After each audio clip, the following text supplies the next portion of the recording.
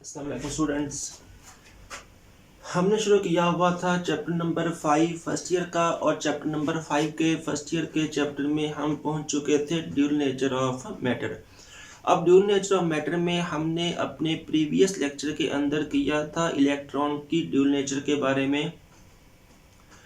अब इलेक्ट्रॉन की dual nature में हमने कहा था कोई भी मैटर है वो दो तरह से एक्ट कर सकता है, उसकी नेचर दो तरह से हो सकती है। नंबर 1 वो आ जाएगा वेव नेचर, उसके बाद वो नंबर 2 पे आ जाएगा पार्टिकल नेचर। ठीक होगी बात।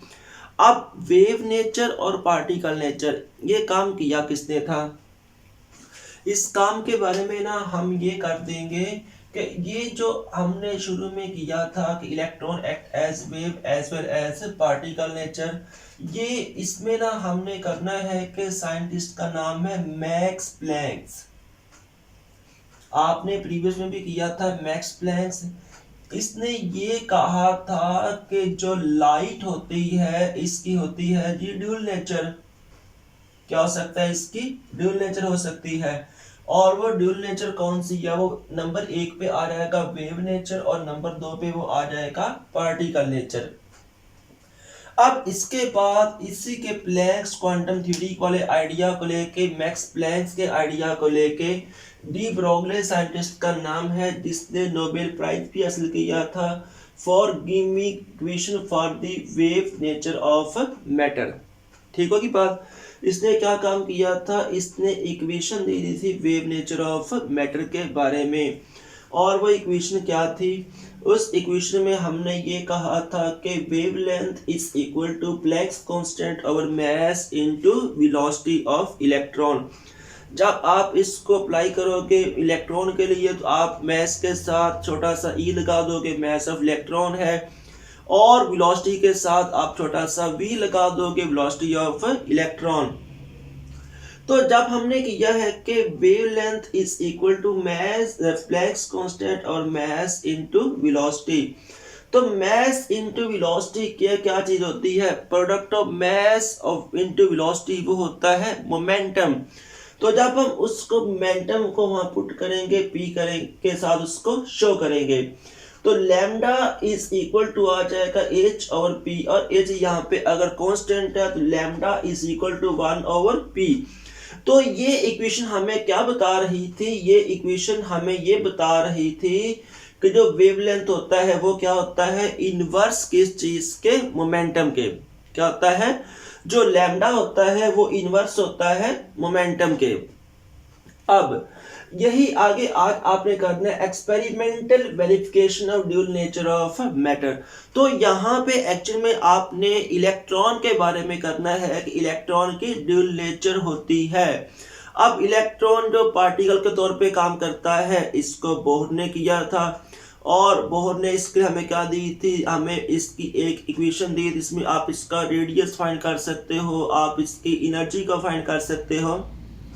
अब एक्चुअली में हुआ ये वाला काम है कि अमेरिकन साइंटिस्ट हैं दो, डेविसन एंड जर्मर।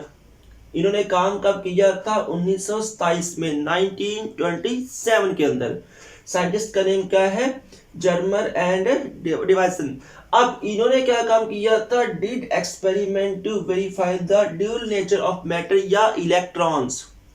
क्या इन्होंने किया था, इन्होंने एक्सपेरिमेंट किया था to verify the dual nature of matter या इलेक्ट्रॉन्स। अब इन्होंने किया क्या था, इन्होंने ये किया था कि इलेक्ट्रॉन को प्रोड्यूस करवाया था। अब कहां से प्रोड्यूस करवाया था, बाय हीटिंग टंगस्टन फिलामेंट।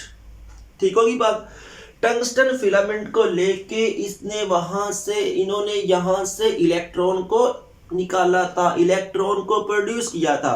और अब इलेक्ट्रॉन की जो वेलोसिटी थी, इसने इलेक्ट्रॉन को एक्सेलरेट किया था। एक्सेलरेट से मुराद आप लोगों को उसकी स्पीड को ज्यादा किया था by applying potential difference between the two electrodes. क्या किया था, दो इलेक्ट्रोड के दरमियान पोटेंशियल डिफरेंस प्रोवाइड करने के बाद इसने क्या काम किया, इलेक्ट्रॉन को एक्सेलरेट करवाया था। बात समझ आ गई ना। ये एक्सेलरेशन से मुराद आप उससे ले लोगे जिस तरह आपने चैप्टर नंबर 1 के अंदर किया था मैस स्पेक्ट्रोमेट्री में कि हमने आयन को एक्सरेट कराया था by applying electric and positive and negative plates. ठीक होगी बात।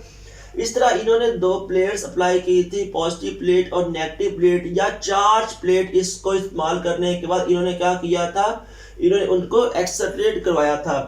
अब एक्सरेट करवाने के बाद इन्होंने क्या काम किया था, उनको फॉल करवाया था एट निकल क्रिस्टल्स।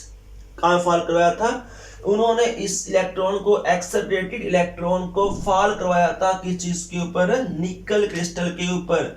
फॉल ऑन निकल क्रिस्टल्स। ठीक है बात।